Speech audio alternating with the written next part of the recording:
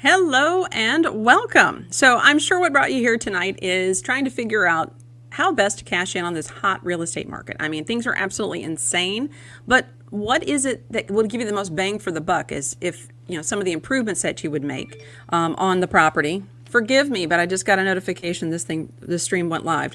But if you were looking for as far as like what should you do to get the biggest bang for the buck, to get the most out of your house, what would you do? And granted, we spent a couple of days here in the ice and everything, kind of huddled up in our homes, and that to-do list is kind of calling our name. So I thought tonight we would go ahead and cover some of those items and talk about some of the things that would give you, some before and afters that give you the most bang for your buck. So stay tuned, and I welcome you here. I'm Realtor Kathy Smith. We're here, we talk about building wealth, dogs, and, well, all things Charlotte real estate. So welcome. Glad to have you here.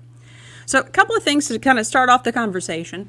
We talk a lot about what we call the 3 zones of selling. So with that, there are 3 places that buyers make decisions when it comes to viewing your home.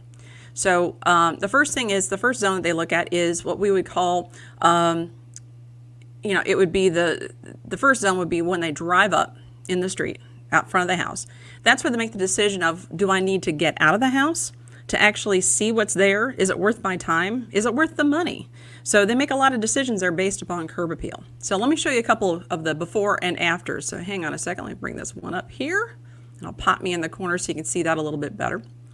So this first house that we're looking at, it's very common in this area in the Charlotte, North Carolina market. I refer to these as the mill house. So a lot of those were built around turn of the century, probably Craftsman era, so probably the 1910s to 1920s. And those properties are the kinds that, hold on a second here, I have some background issues. Those are the kind of properties that you find a lot of them, but right now they're pretty hot, if you take a look at some of the things. So in taking a look at this little house, and I'm actually going to flip some things around here, so give me a moment while I change my view so I can see this house properly and give you some intel on here, which I think will help out a lot. So hopefully you can see all of this. Hold on a second, let me make my screen a little bit bigger so I can see what you're seeing. All right, cool. So the first thing that I'm seeing here is the wrong house. Hold on, it just flipped over to the other one. Let me go ahead and change this one back, one house here. So this is the before. You already got the sneak peek. But if you notice, a couple of things that stand out to me is that this house has some wonderful windows. I mean, they really kind of bring the personality to this house.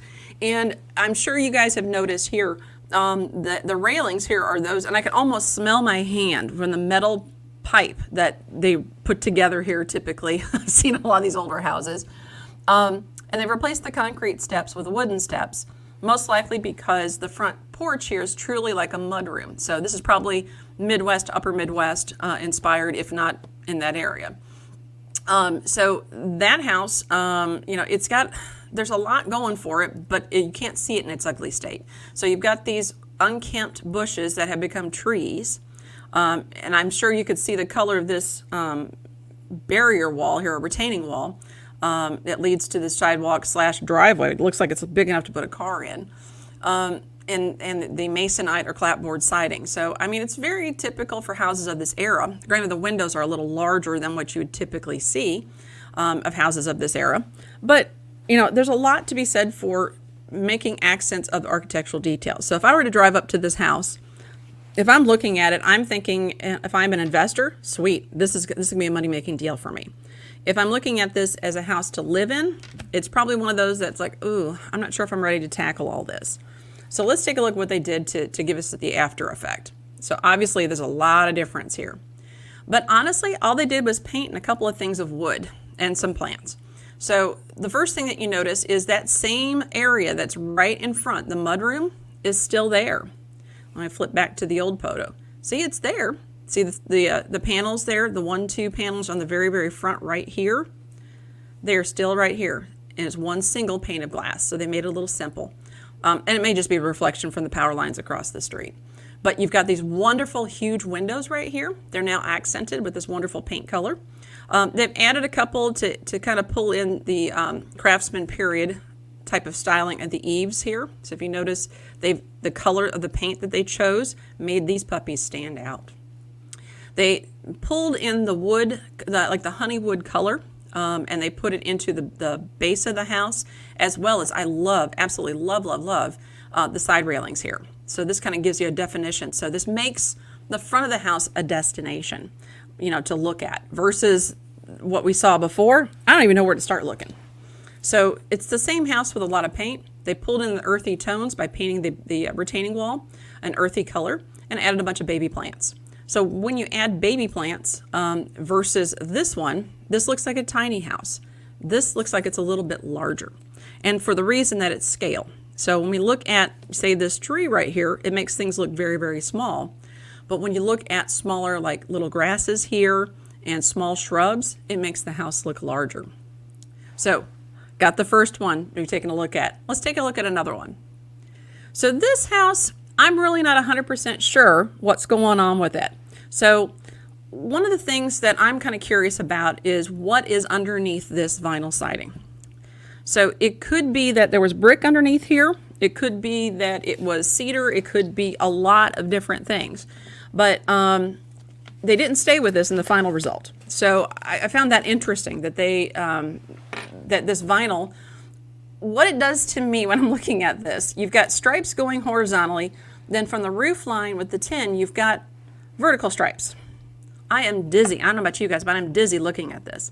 Then, of course, obviously, we've got large trees in the area because we've got a lot of mildew on the front of the house and at the base here. Or, who knows, that might have been the color they decided to paint the house. I don't know. But it just looks very unkempt, and that just screams rental property to me. The size of this light, forgive me, I'm going to take a drink of water here, but the size of this light on the front of here just cracks me up. Because it's truly meant for the back porch. It's not meant for the front of a house. And then the little tiny mailbox here. Just everything about it is just screaming, help me, help me. So again, I'm looking at this. If I'm a buyer sitting in the street, the first zone of selling, I'm looking at this. I'm saying this thing, I don't know if I want to get out of the car. Is this thing worth my time?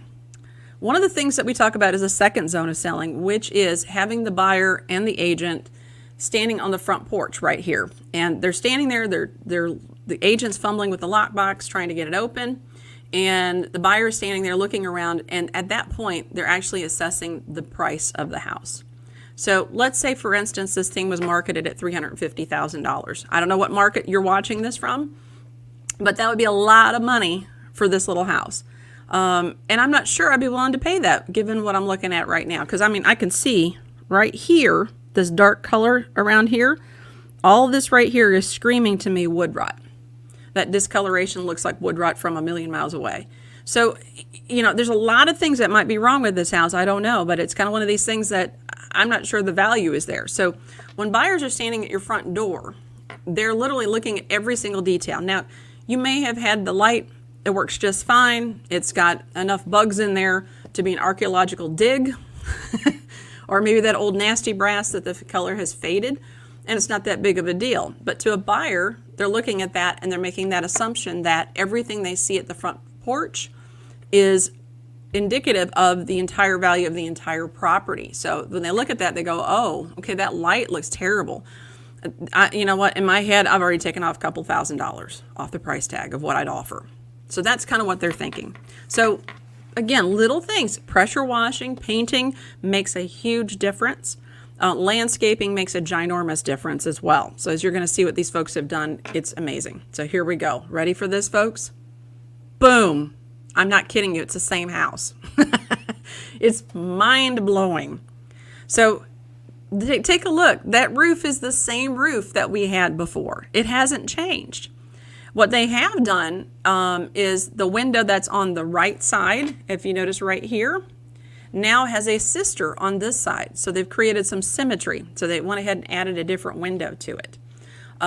So you see right here, we've got some nice big windows throughout the front of the house.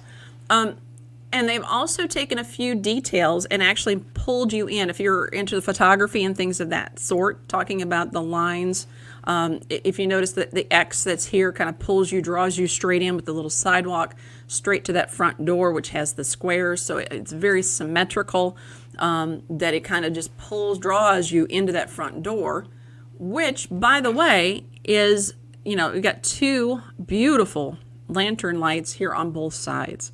So symmetry is a big deal with this house right here. Again, you got the two huge vases with the plants in there. I think it's absolutely gorgeous. The landscaping is to die for. And it looks like they painted a brick, or they actually installed a brick on the outside. So I don't know which one they did, but either way, it's an amazing thing. They also added some copper downspouts along with their gutters, which really kind of draw it all back in. So again, take a look at this. From before to this to ba-bam. It's amazing, isn't it? So let's take a look at another house, a little bit upscale house, an executive style house.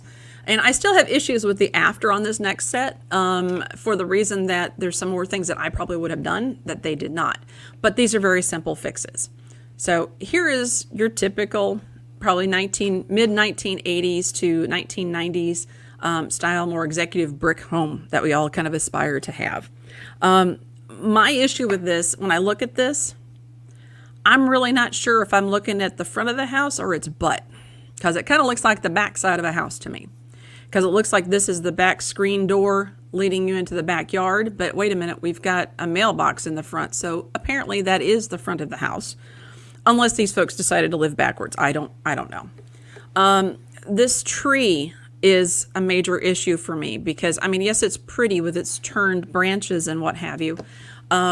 But trees in my line of work cause a lot of problems because the roots can go ahead and go under the house and, you know, put houses off their foundations. The limbs can fall on the roof. You can have the leaves falling through. You can have the tree itself help squirrels to have a freeway into your house. So there's a lot of things. I'm not really crazy with trees that are big and over the top of your house, which they decided not to pull this thing back, but they did make some changes. So being the fact that we're confused by looking at it, we need some definition of things. So these folks did this to the house. Wait, what? How can this even be the same house? Take a look. It's that goofy tree. It's still there. So we know for sure this is the same house. But what they did was they went ahead and took off the balcony up here, which served absolutely no purpose whatsoever. Because if you look at it, it looks like it's a window, which probably had access points from the bedrooms on both sides of here, one of which being the master. But, you know, it really doesn't serve a purpose. And then all of this right here below it just added to the confusion because it was like the house of squares. Look at all the little squares here. Look at all the little squares there. Look at the squares, 2 squares here. There's 2 more squares behind it with the door. There's just like a million little squares on this house, and I'm dizzy. So when they went ahead and redid the house, we kept the squares on all the windows, which made sense, but we pulled that back and we went ahead and made us a focal point for that house, which is the front door, which is an absolutely gorgeous wood door. And the double door really adds to the executive style to it.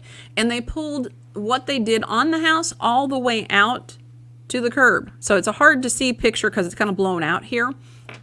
But that mailbox got painted as well. So that brick got painted the same color as the rest of the house. So even the keystone pieces on the sides here, that's these little puppies right here, the keystones, those got painted as well, the same white. So they have a uniform look. And of course, the house had no shutters at all. So it really just kind of everything blended in. So adding in those shutters really kind of made it pop.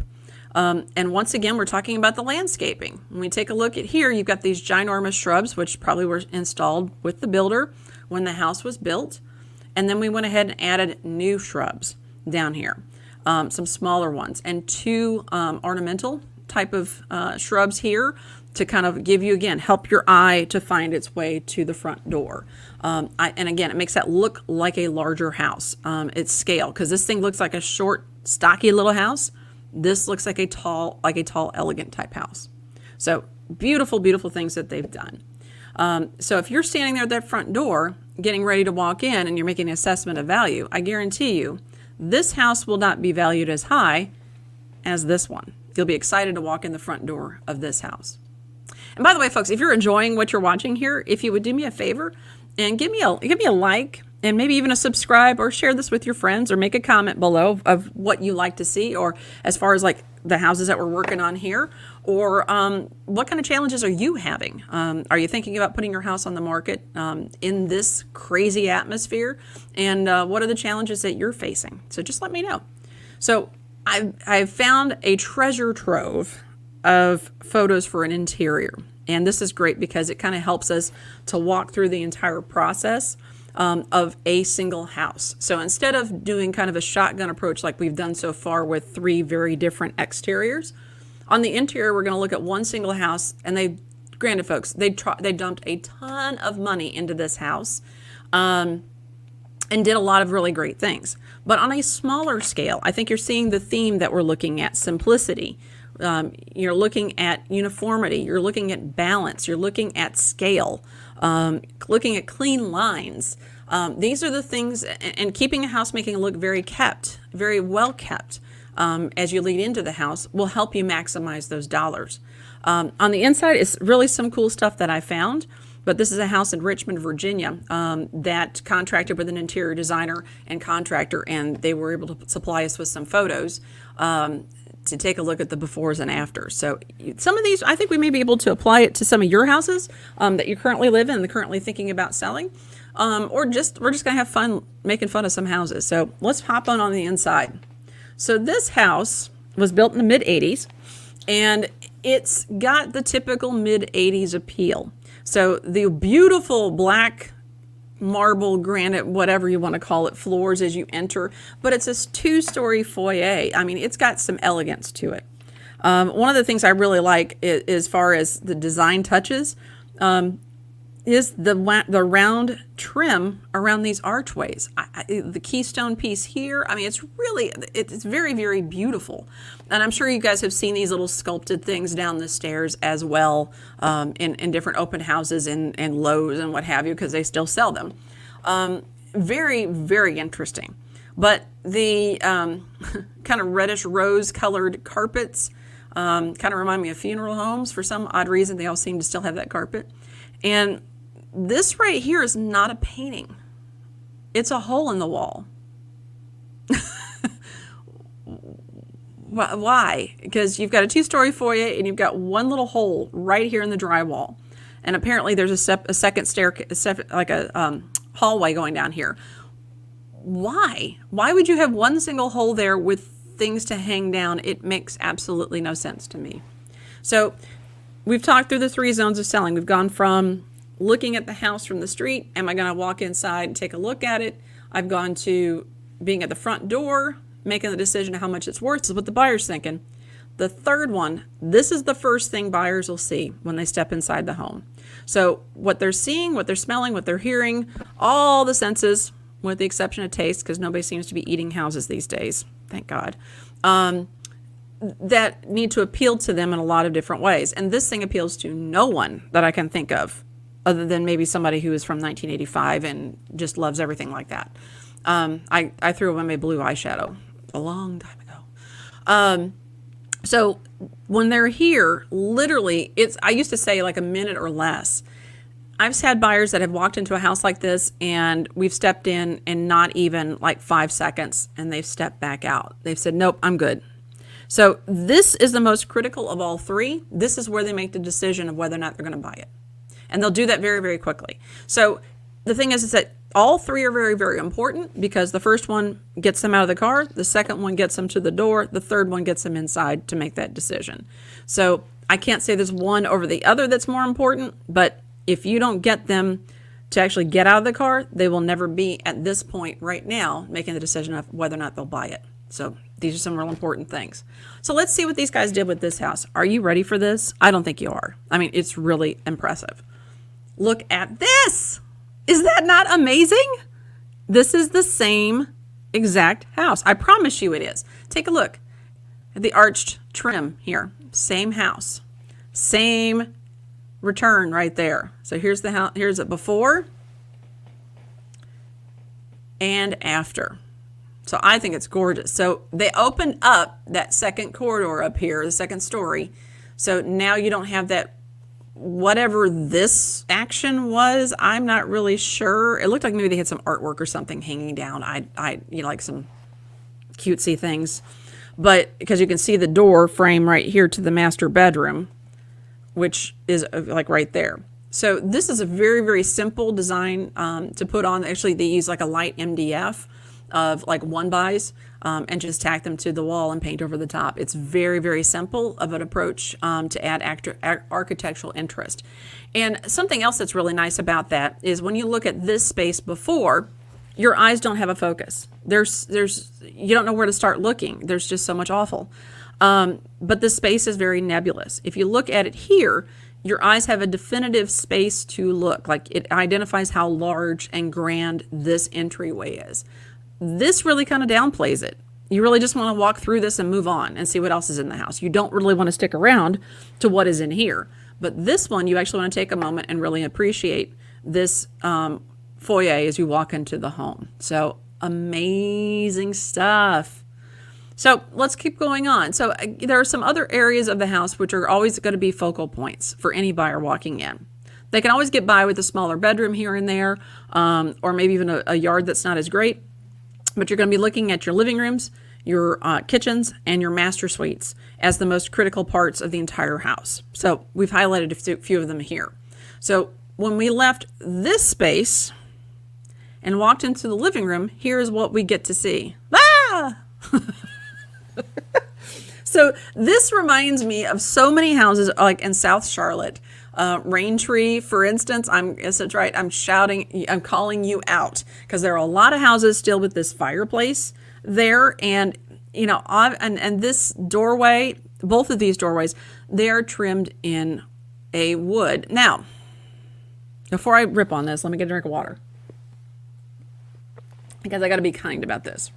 So in today's modern styling, the way that we design and build houses, we've gotten away from what this era of house had. What this is what we consider stain grade lumber. So the wood is such high quality that simply just putting a stain on top of it preserves and shows off its actual beauty. The stuff that we build with today is not stain grade lumber at all. It's more or less trash because we wouldn't use it for anything else. We'll just throw it in a door frame. That's why when you see so many houses today, they all have white trim because you can't stain it. It's ugly wood. So how do we fix that plus this ugly flagstone? Well, what these guys did was they did some reclaimed wood from a local warehouse or, you know, from a long, long time ago. Obviously, we're not building warehouses out of wood like this anymore, but here's what it turned into. What? That's crazy. So now we are on the other side of the foyer with this gorgeous like catwalk type of thing because the actual space to come in is on the other side here. But to get you a better I can almost talk tonight. It'd be great if I could. To get you a better look at the fireplace itself, take a look. So there's that reclaimed wood. So it gives you this rough hewn look, again, with some nice flat, tile on top of it. So on the hearth itself, let's back up and take a peek at that again.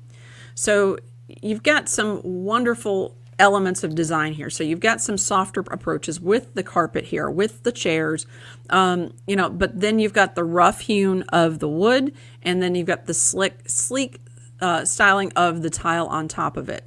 And remember, I mentioned to you about those doors. So instead of being this and sticking out and being obvious where they are, they've blended into the wall behind them, which is a wonderful approach. So if you're in a house right now, and I appreciate the dilemma that you might find yourself in, because all the wood trim is gorgeous, it's dark wood, but today's styling does call for white trim because it does give you a nice architectural detail as far as like making that element kind of disappear into the background.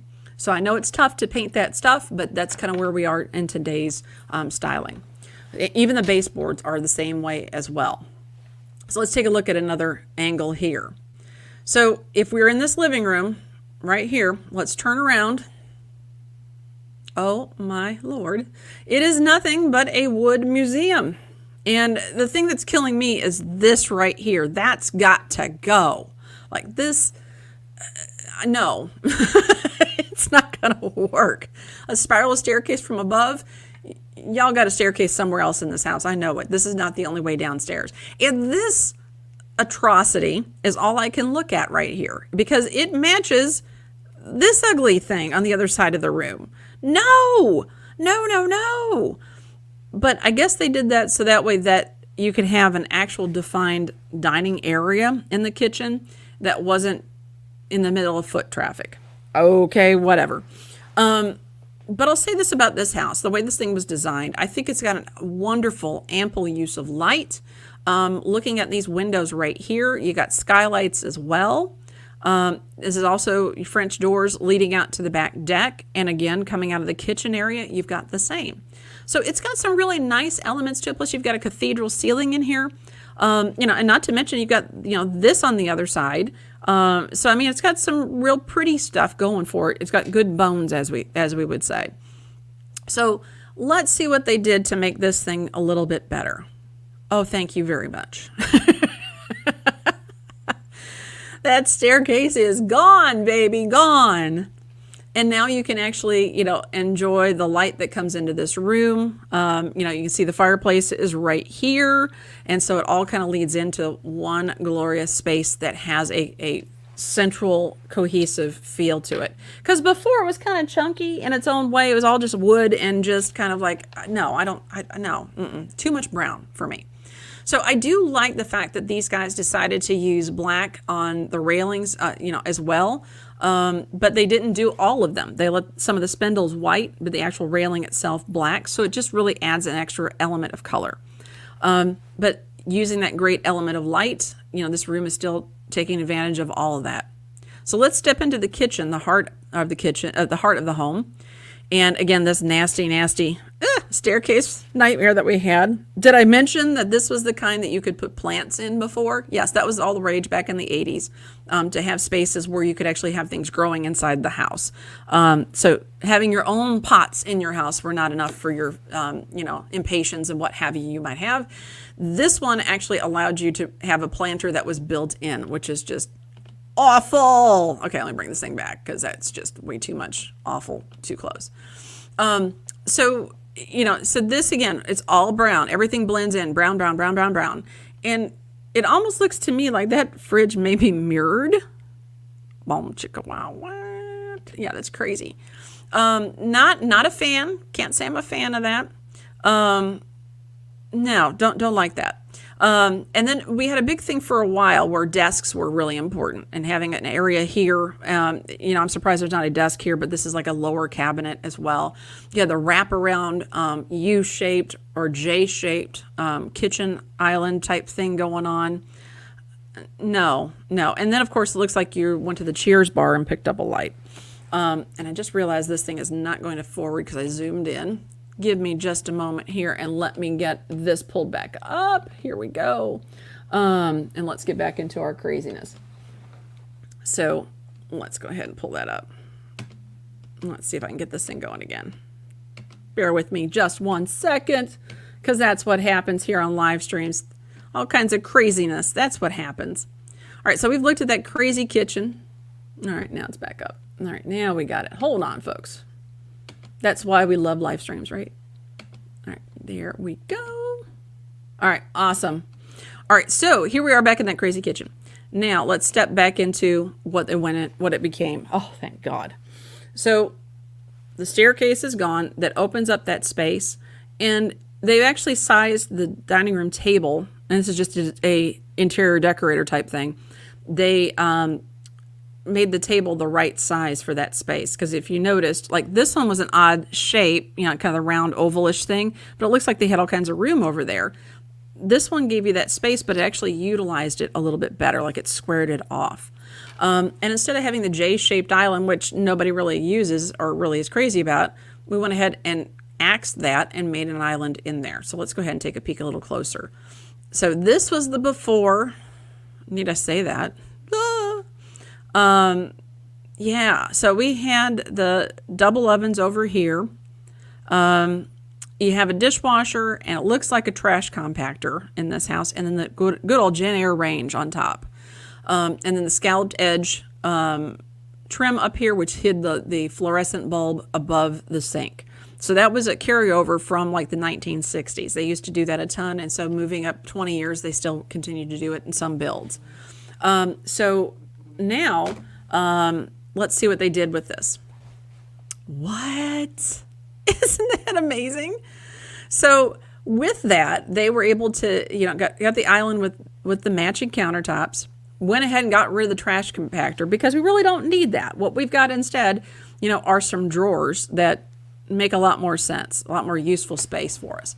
The farmhouse sink, which is gorgeous, got rid of that wonderful, and that's being facetious, trim above, and added some chandelier type with some drop-down pendant lights. So you've got these above and one over the sink as well. So it really kind of now is starting to blend. You're starting to see the picture how this house is starting to come together. Plus they added in this beadboard ceiling, which I think is kind of a cool approach to defining those spaces so you don't have one huge room. And I've come into houses before where it seems like it's like one big warehouse, and no room is really defined per se. So giving that room, like with the subway tile backsplash, as well as having the beadboard ceiling in there, really kind of defines that space as this is the kitchen. So it really kind of, it's a neat approach to it. So this is another shot of that kitchen area straight on. Can't miss this rolling pin paper towel dispenser. God, love them. And then the ceramic knobs on everything. Those are just precious. But that's much more today's style. So that's what they did with this one. So I think it's an absolutely beautiful remodel with the gooseneck sink nozzle and what have you. Here's another shot of the kitchen going into that. So they moved, remember the stove range hood was here with the wall ovens. Wall ovens stayed right where they were. The fridge was here. So they went ahead and brought in the actual range hood here with a pot filler and the range hood itself. So that was a really neat approach to that. And then of course we've got the dual over here. This leads us back out into that foyer. So again, remember that gray floor? It kind of now pulls all together. So as you walk through, the house is starting to have a centralized color scheme because you have the honey floors. You've got the grays, like in the grayish cabinets, because the cabinets don't all match, and white. So it really has a tricolor type of thing going on for it. So it's a really beautiful, beautiful remodel. Another shot of the kitchen leading out to the back deck. So I think it's beautiful. And of course the red is a nice pop color in there. Now, the other big item as far as what will move the needle for you on house value. Let's go ahead. One more photo, I believe. Yes.